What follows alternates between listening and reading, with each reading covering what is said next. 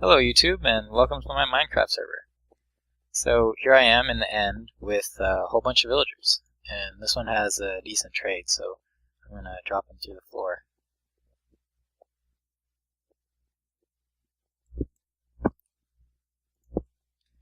So what this is a way to manipulate the villagers so that you can get their good trades without having to deal with all of the villagers with bad trades.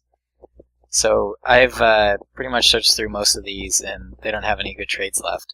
So all I have to do is go up this ladder.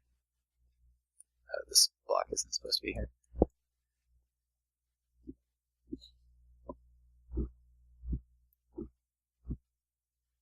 And I've got two switches here. So this first switch controls the water, and the second switch controls the fences on the pistons down there. So if I just flip the water switch, it pushes all the villagers down towards the gate.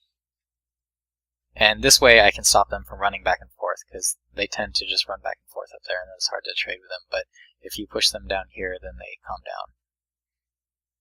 And since they're all traded out, I can go ahead and flip the second switch, and it puts down the gate, and then they all go off the edge.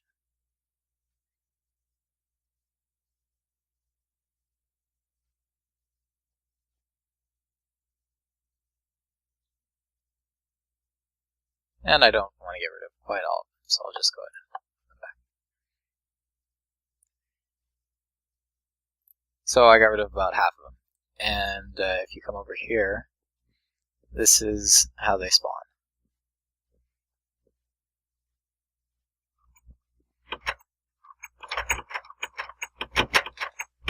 So I just have a really simple door setup, lots of doors,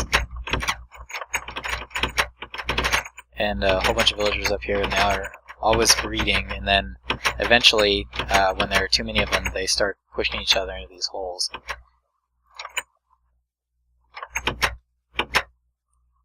There are holes all over the place. One of these guys is going to get pushed in, probably.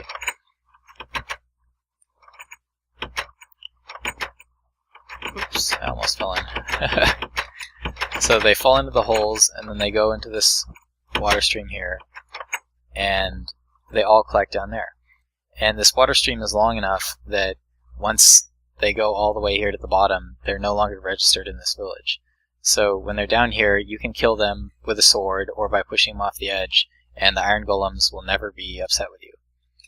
And that way it's just really easy to cycle through villagers to get the really rare trades. I've run this for a few days now, and I've already gotten a few nice ones, like the Silk Touch book trade with a librarian.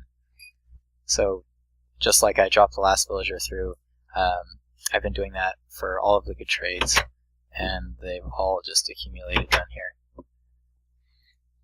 So just about every diamond armor, coal, because with Fortune 3 I end up with way too much coal, so a 16 coal trade. And then trades so that if I have almost completely depleted diamond axe, just put it here and get a brand new one with Unbreaking 3. The paper trade's pretty good.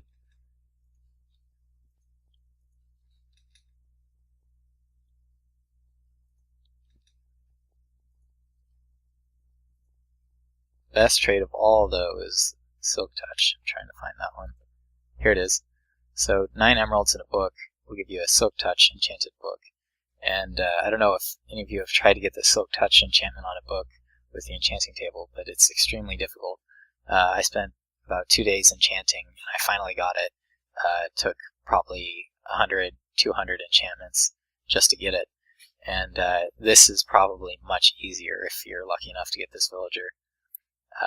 But it only took me a few days of running this. The number of villagers that I had before I pushed them off the edge is probably the number of villagers you would get just by leaving this running for an hour or two.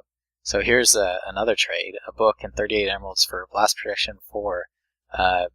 Doesn't really seem like it's worth it, but I'll keep him down here. Maybe someday I'll want it really badly. And oh, here's another good one. So if I have a depleted pickaxe, just come over here and get a brand new one with Efficiency 3. I think I have another priest tool. Here we go. Efficiency 2 and Silk Touch.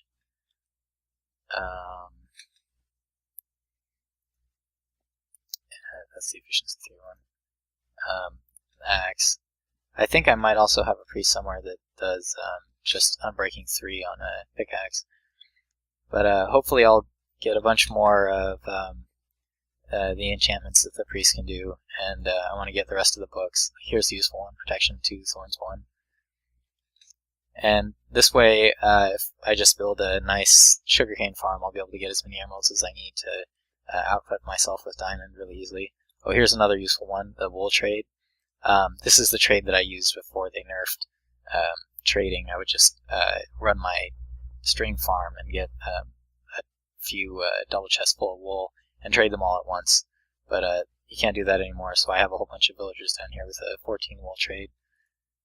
And 15, close enough. And this whole thing isn't that hard to build. The only important thing about it is that you make your water stream long enough that the villagers aren't registered to the village that they spawned at. So I think that distance is 32 blocks. So make sure you have at least 32 blocks of water before you have the place where they collect. And that's about it. It's pretty easy. Oh yeah, one more thing is you might want to build it in the end like I did, because if you have this many villagers where you and other players usually hang out on your server, it will generate a lot of lag.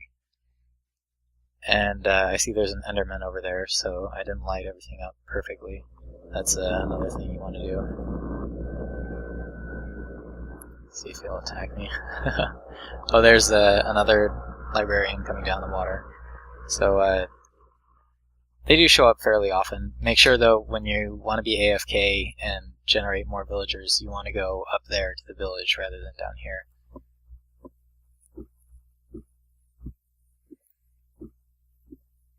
And that's about it. So go ahead and try this on your own survival worlds. I wish you good luck in getting more book trades.